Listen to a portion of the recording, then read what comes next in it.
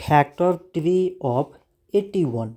So 81, it can be written as 3 times 27, it is 81.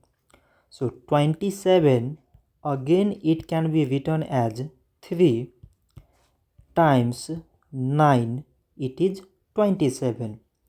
So 9, it can be written as 3 times 3, it is equals to 9. So now we have to select the prime numbers in all these numbers. So prime numbers here is 3, 3, 3 and 3.